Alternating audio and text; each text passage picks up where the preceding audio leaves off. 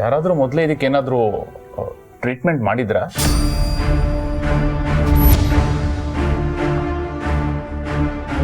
ಆಹಾ, ಏನೋ ದೊಡ್ಡ ಸಮಸ್ಯೆನೇ ಆಗಿರೋ ಹಾಗಿದೆ. ಪಾರ್ವತಿ, ನಿನಗೆ ಹೊಡ್ತದ ಮೇಲೆ ಹೊಡ್ತಗಳ ಕಣೆ. ಅದು ಡಾಕ್ಟರ್, ಪಾರ್ವತಿ ಗಿಡಮೂಲಿಕೆಗಳನ್ನ ಅರ್ದು ಔಷಧಿ ಹಚ್ಚಿದ್ಲು.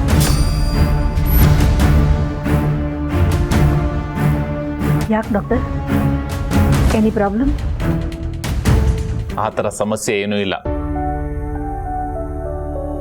ಯಾರೋ ನಾಟಿ ವೈದ್ಯ ಸರಿಯಾದ ಔಷಧಿನ ಸರಿಯಾದ ಸಮಯಕ್ಕೆ ಕೊಟ್ಟಿದ್ದಾರೆ.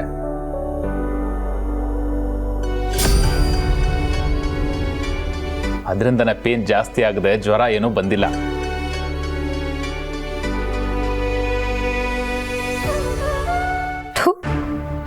ಕರ್ಮ ಕರ್ಮ, ದೇವ್ರು ಯಾವಾಗಲೂ ಅವಳ ಪರವಾಗಿಯೇ ಇರ್ತಾನೆ.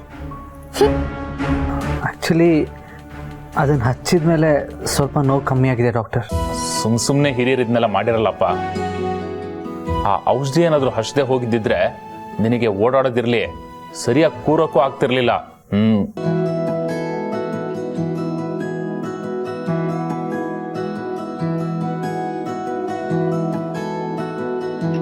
ನಥಿಂಗ್ ಸೀರಿಯಸ್ ಅಲ್ವಾ ಡಾಕ್ಟರ್? ಮೇಡಮ್, ಏನು ಭಯ ಪಡೋ ಅವಶ್ಯಕತೆ ಇಲ್ಲ. ಇನ್ಫ್ಯಾಕ್ಟ್ ನಾನು ಇಲ್ಲಿಗೆ ಬರೋದೇ ಬೇಕಾಗಿರಲಿಲ್ಲ. ನಿಮ್ಮನೆ ಡಾಕ್ಟ್ರೇ ಟ್ರೀಟ್ಮೆಂಟ್ ಕೊಟ್ಟಿದ್ದಾರಲ್ಲ.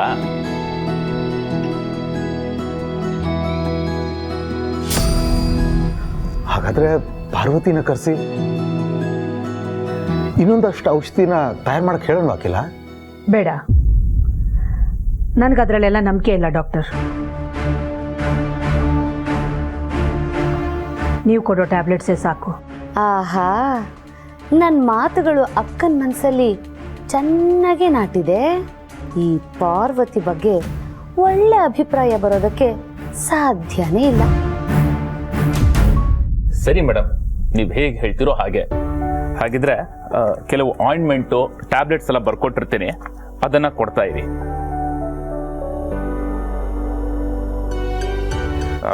ಯಂಗ್ ಮ್ಯಾನ್, ಈ ಟ್ಯಾಬ್ಲೆಟ್ಸ್ ಆಯಿಂಟ್ಮೆಂಟು ಕರೆಕ್ಟಾಗಿ ತಗೋಬೇಕು. ನಿನಗೆ ಈ ಟ್ಯಾಬ್ಲೆಟ್ಸ್ ಆಯಿಂಟ್ಮೆಂಟ್ ಎಲ್ಲ ಬೇಡ ಅನ್ಸೋದಾದ್ರೆ ಮನೆ ಮದ್ದೆ ಇದೆಯಲ್ಲ, ಆದ್ರೆ ನಿಮ್ಮಮ್ಮ ಒಪ್ಬೇಕು. ಡಾಕ್ಟರ್, ಅದನ್ನೆಲ್ಲ ನೀವು ನಂಬ್ತೀರಾ? ಖಂಡಿತ ಸರ್. ನಮ್ಮ ಹಿರಿಯರು ಹೇಳಿಲ್ವಾ, ಹಿತ್ತಲ ಗಿಡನೇ ಮದ್ದು ಅಂತ. ನಾನು ಡಾಕ್ಟ್ರು ಓದಿರ್ಬೋದು, ಆದರೆ ಇಂಥ ವಿಷಯಗಳನ್ನ ಚೆನ್ನಾಗಿ ನಂಬ್ತೀನಿ. Get well soon young man. Madam, ಬರ್ತೀನಿ.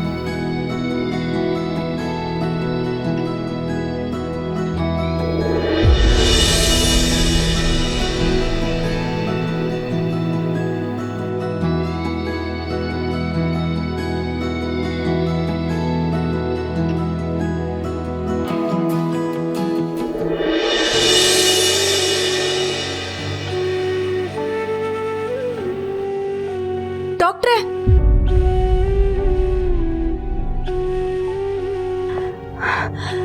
ಡಾಕ್ಟ್ರೇ, ದೊಡ್ಡ ಯಜಮಾನ್ರು ಹೇಗಿದ್ದಾರೆ? ಈಗ ಪರವಾಗಿಲ್ಲಮ್ಮ, ಕಾಲು ಟ್ವಿಸ್ಟ್ ಮಾಡ್ಕೊಂಡ್ಬಿಟ್ಟಿದ್ದಾರೆ. ಆದರೆ ಯಾರೋ ಸರಿಯಾದ ಸಮಯಕ್ಕೆ ನಾಟಿ ಔಷಧಿ ಹಚ್ಚಿರೋದಕ್ಕೆ ಊತ ಎಷ್ಟೋ ಕಡಿಮೆ ಆಗಿದೆ.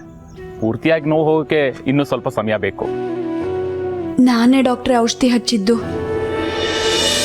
ಅದರಿಂದ ಇನ್ನೂ ತೊಂದರೆ ಆಗಿಲ್ಲ ತಾನೆ? ಆಗಿದೆಯಮ್ಮ, ತುಂಬಾನೇ ತೊಂದರೆ ಆಗಿದೆ. ಡಾಕ್ಟ್ರೇ, ಏನ್ ತೊಂದರೆ ಆಗಿದೆ? ನಮ್ಮಂತ ಡಾಕ್ಟರ್ಗಳಿಗೆ ಕೆಲಸ ಹೋಗ್ಬಿಡುತ್ತೆ, ಅದೇ ದೊಡ್ಡ ತೊಂದರೆ. ಈ ಮನೆಗೆ ನೀನೇ ಡಾಕ್ಟರ್ ಆಗ್ಬಿಟ್ಟಿದ್ಯಲ್ಲಮ್ಮ. ಏನ್ ಹೇಳ್ತಿದ್ದೀರಾ ಡಾಕ್ಟ್ರೇ?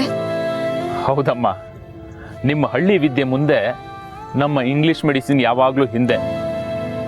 ನಾವು ಕೊಡೋ ಮಾತ್ರೆಗಳಿಗೆ ಬೇರಿರೋದೇ ಆ ವಿದ್ಯೆಯಲ್ಲಲ್ವಾ. ಹಾಗೆ ಕೆಲವು ನೋವುಗಳಿಗೆ, ಕೆಲವು ರೋಗಗಳಿಗೆ ಹಳ್ಳಿ ಮದ್ದೇ ಮದ್ದು. ಒಳ್ಳೆ ಕೆಲಸ ಮಾಡಿದ್ಯಮ್ಮ. ಏನು ಭಯ ಪಡೋಂಥದ್ದಿಲ್ಲ ಅಲ್ವಾ ಡಾಕ್ಟ್ರೇ? ನೀನಿರೋವರೆಗೂ ಯಾವುದೇ ರೀತಿ ಭಯ ಇಲ್ಲಮ್ಮ. ಅಂದಹಾಗೆ ಇಷ್ಟು ಚಿಕ್ಕ ವಯಸ್ಸಿಗೆ ಈ ವಿದ್ಯೆಗಳನ್ನೆಲ್ಲ ಹೇಗೆ ಕಲ್ತೆ ನೀನು? ನಾನು ಚಿಕ್ಕವಳಿದ್ದಾಗ ನಮ್ಮ ಹಳ್ಳಿ ಜನಕ್ಕೆ ಹುಷಾರಿಲ್ದೇ ಇದ್ದಾಗ ನಮ್ಮ ತಾತನೇ ನಾಟಿ ಔಷಧಿ ಮಾಡ್ಕೊಡ್ತಿದ್ರು. ಅದನ್ನ ನೋಡಿ ನೋಡಿ ಕಲಿತೆ. ಗುಡ್. ನಿಮ್ಮ ದೊಡ್ಡ ಯಜಮಾನ್ರನ್ನ ಚೆನ್ನಾಗಿ ನೋಡ್ಕೊ. ಆಯಿತು ಡಾಕ್ಟ್ರೆ.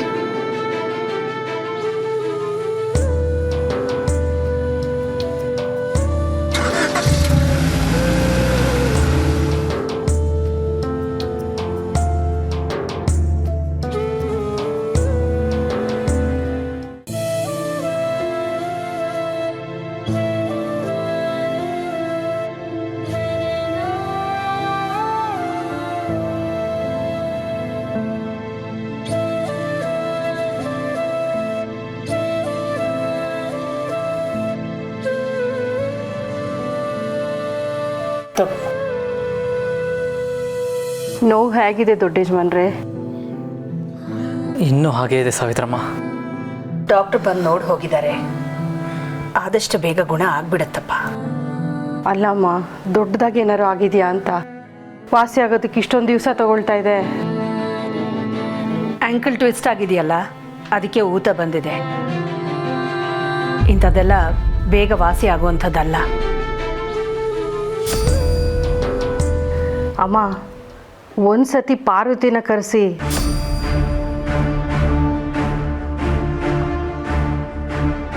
ಔಷಧಿ ಹಚ್ಚಿದ್ರೆ ಬೇಗ ವಾಸಿ ಆಗೋದೇನೋ.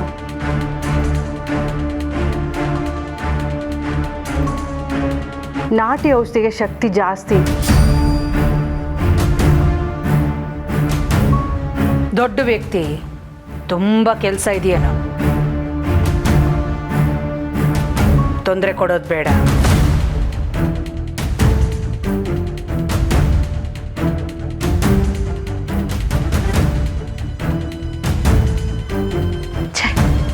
ಅಕ್ಕ ಬೇಡ ಅಂದ್ರು ಈ ಸಾವಿತ್ರಿ ಕರ್ಕೊಂಡು ಬಂದೇ ಬರ್ತಾಳೆ.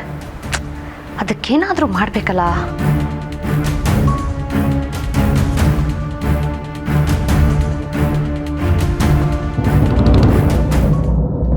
ಸಾವಿತ್ರಿ,